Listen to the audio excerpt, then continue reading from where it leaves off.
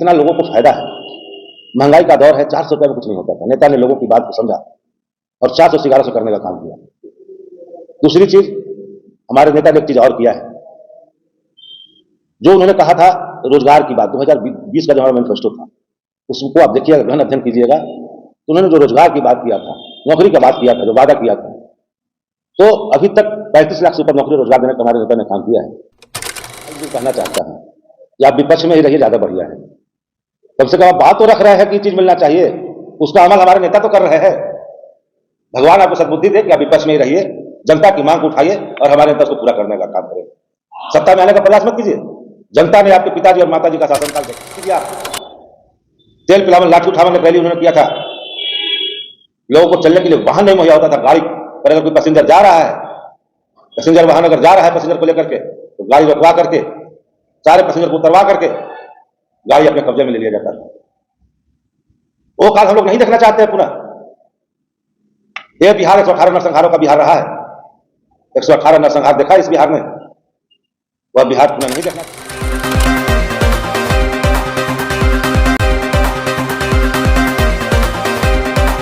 बिहार में बिहार विधानसभा चुनाव है। ऐसे में अब चुनाव की तारीखें जो है कि काफी करीब है।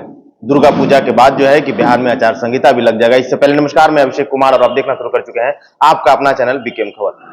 देखिए, मैं अभी जहानाबाद में हूं, जहानाबाद विधानसभा में हूं और हम अभी जो है कि जानेंगे कि आखिरकार दिलीप कुशवाहा जी से संपर्क करेंगे और जानेंगे कि इस बार जो है कि जहानाबाद और घोसी विधानसभा का चुनावी मुद्दा क्या होगा। दिलीप कुशवाहा जो है कि जदयू से जो है कि संभावित उम्मीदवार भी हैं, तो इस तरीके से जो है कि जानेंगे कि आखिरकार दिलीप कुशवाहा का चुनावी मुद्दा क्या होगा, किन मुद्दों पे जो है कि वो एनडीए को वोट दिलवाएंगे और जब अपने चुनावी क्षेत्र में जाएंगे तो किन मुद्दों पर जो है कि जनता से वोट मांगेंगे।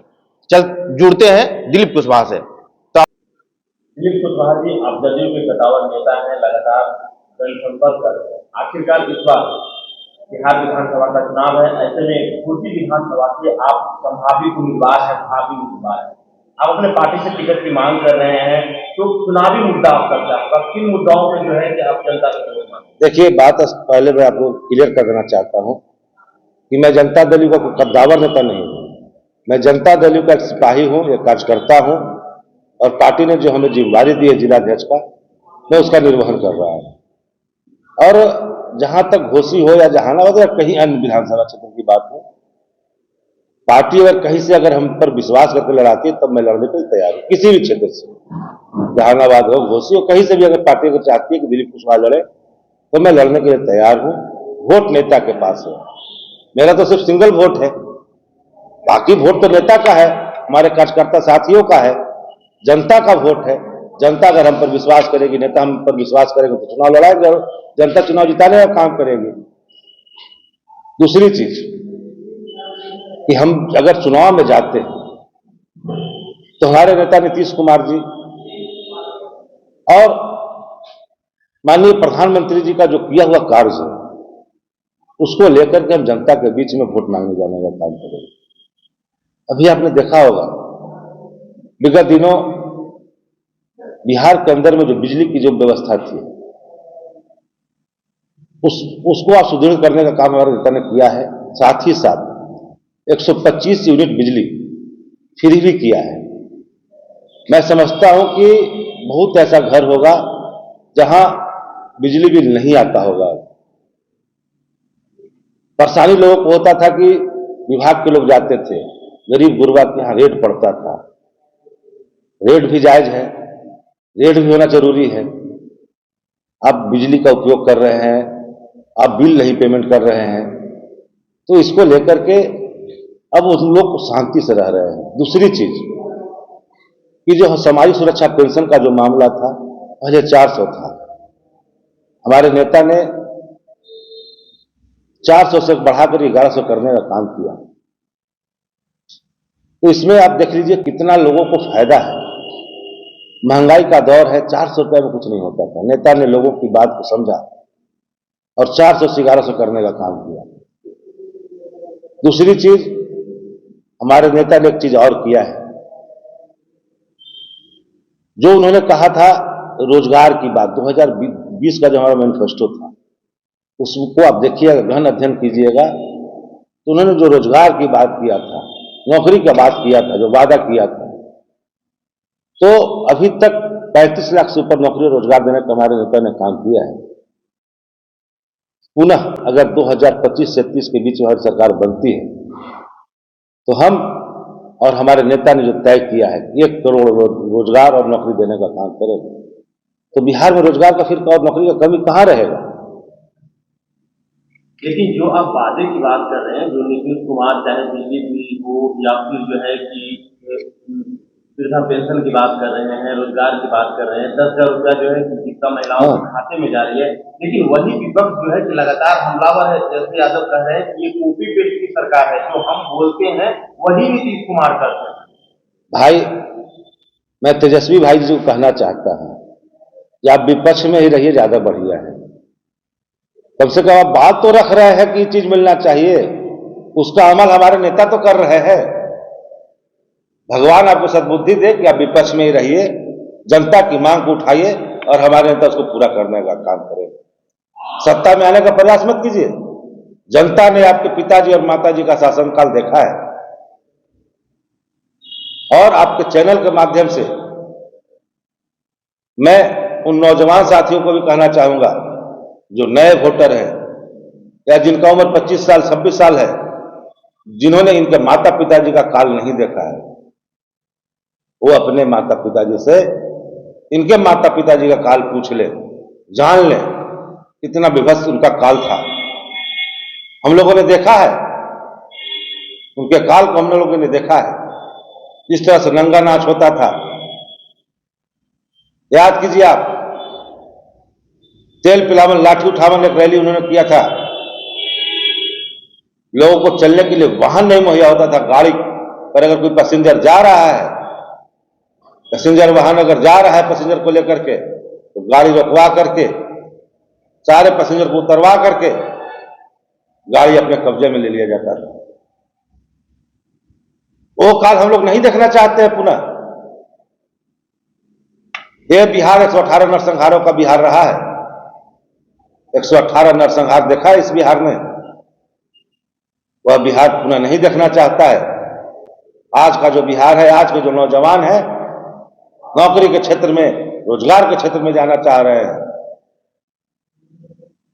ये माई बहन योजना की बात करते हैं, आप कहां से कीजिएगा माई बहन योजना जब सरकार में आप रहबे नहीं कीजिएगा तो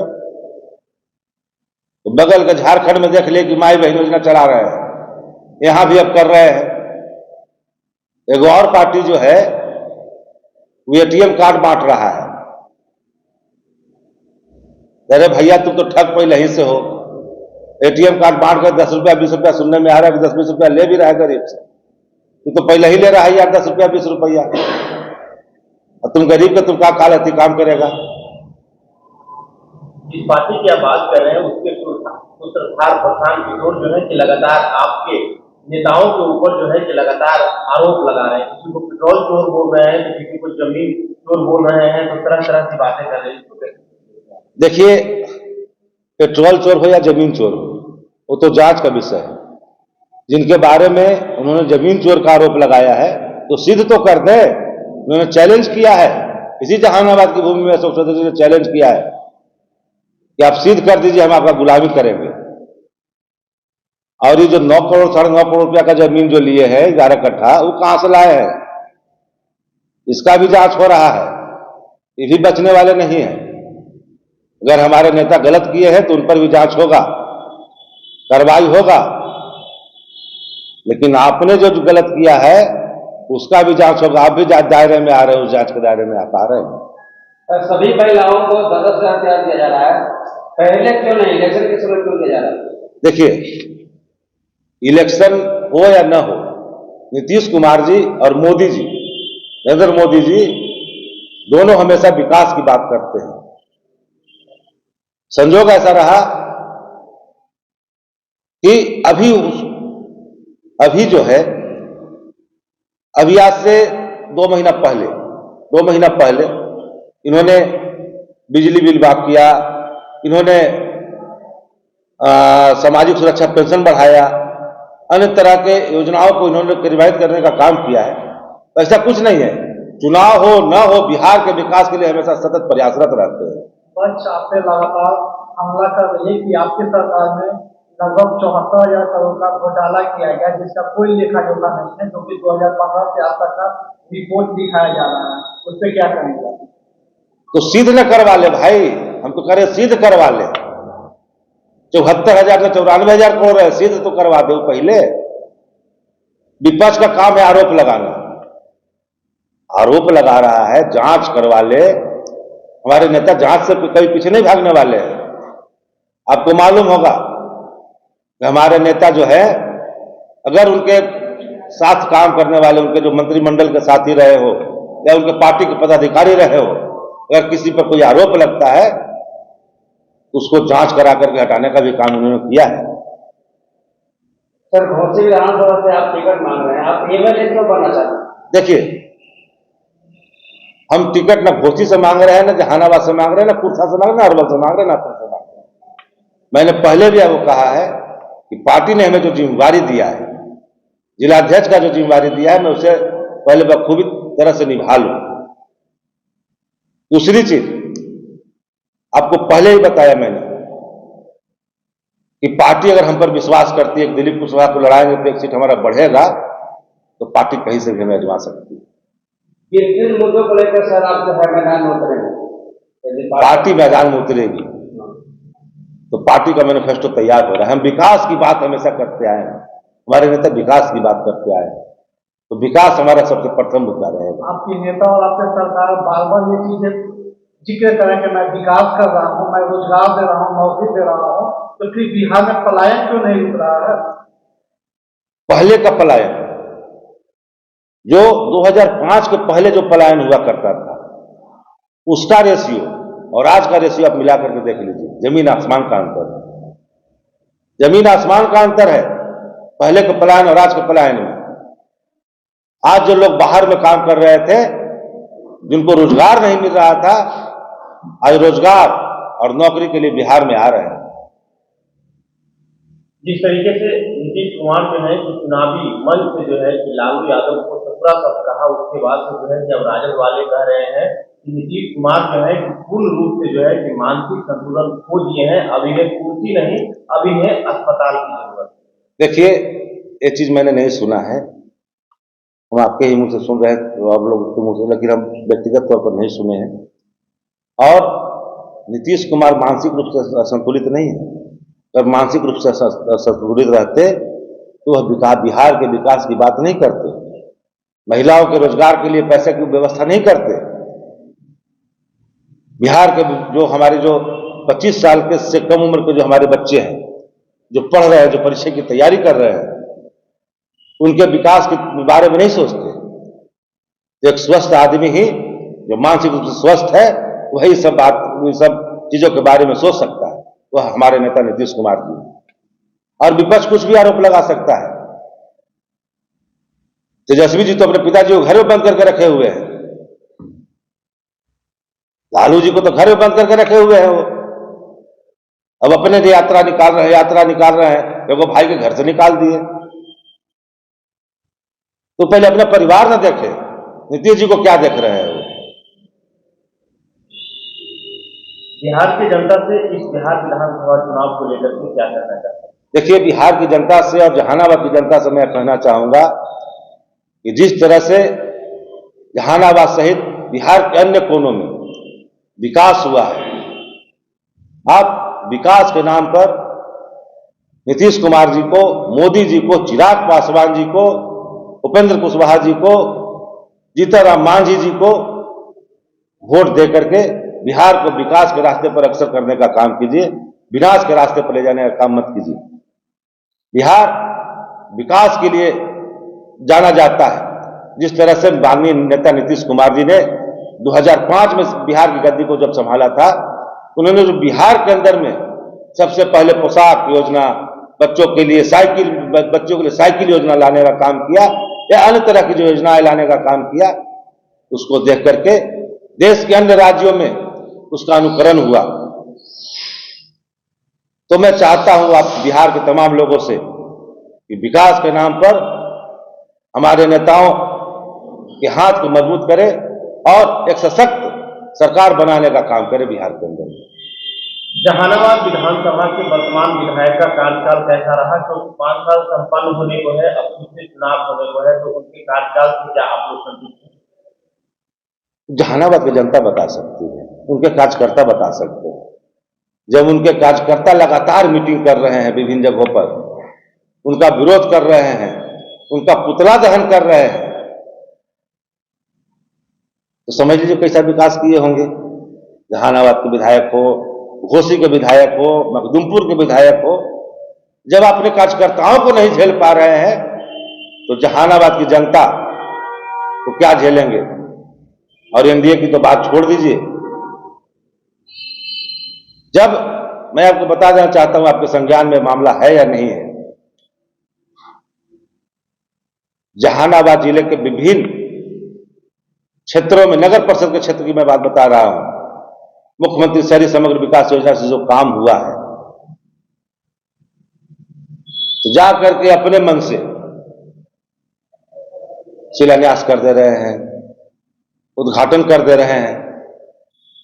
अरे भाई, वो सरकार का चीज है, सरकार वहां से करेगा। आप अपने क्षेत्र विकास योजना से पैसा से कुछ नहीं कर रहे हैं, उस पर खाली कमीशन तहसील रहे हैं, और सरकार का जो पैसा है उस पर जहां झूठा वाहवाही लेने के लिए आप शिलान्यास उद्घाटन कर रहे हैं। यही विकास आपका है। आप पर भी जांच होगा विधायक जी।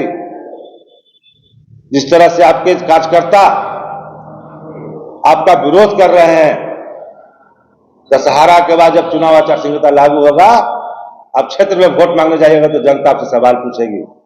5 साल और पिछले 2.5 साल का, 7 साल का आपसे हिसाब में आएगा विधायक जी आपसे जनता ले। तो जनता को ठगने का काम आपने किया है, और जहां जनता भुलाएगी नहीं। दिलीप कुशवाहा, जिलाध्यक्ष जनता दल। आपने साफ तौर पे सुना कि दिलीप कुशवाहा ये कहते नजर आए कि हमारे नेता ने जो किया है वही उसी आधार पे हम वोट मांगेंगे, और हमारे नेता ने जो है कि विकास, शिक्षा, स्वास्थ्य और रोजगार के क्षेत्र में क्या कुछ किया है ये पूरे बिहार की जनता को पता है। इन्होंने लालू राज को याद दिलाते हुए और जो है कि तेजस्वी पे हमलावर होते हुए इन्होंने साफ तौर पे कहा कि जो अपने बाप और भाई को ना समझे वो नीतीश कुमार के बारे में क्या बोलेंगे। ऐसे में दिलीप कुशवाहा से जुड़े और दिलीप कुशवाहा ने क्या कुछ कहा है आप लोगों ने सुना। फिलहाल के लिए इतना ही। आप क्या सोचते हैं अपनी प्रतिक्रिया कमेंट बॉक्स में जरूर दीजिएगा। बने रहें बीकेएम खबर के साथ। जय हिंद, जय बिहार।